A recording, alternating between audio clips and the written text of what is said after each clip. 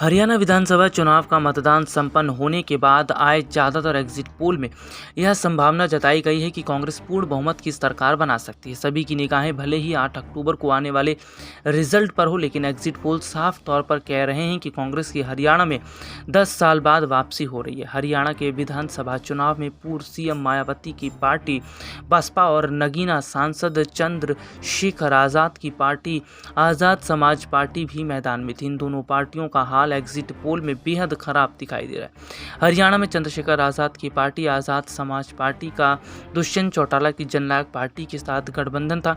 वहीं मायावती की बसपा ने हरियाणा की सियासत में कभी प्रमुख राजनीतिक ताकत रही इंडियन नेशनल लोक दल यानी INLD के साथ मिलकर चुनाव लड़ा।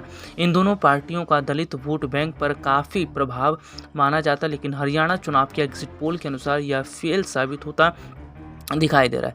हरियाणा विधानसभा चुनाव को लेकर सामने आए सभी एग्जिट पोल में मायावती और चंद्रशेखर आज़ाद की पार्टी का हाल बेहद बुरा होता दिखाई दे रहा है। कुछ एग्जिट पोल तो INLD बसपा गठबंधन और JJP आसपा गठबंधन को 0 सीट पर सिमटाते दिखाई दे रहे हैं। इसके अलावा कुछ एग्जिट पोल INLD बसपा गठबंधन को 3 से 6 सीटें और JJP आसपा को 0 से 2 सीटें मिलती हुई दिखाई दे रही हैं।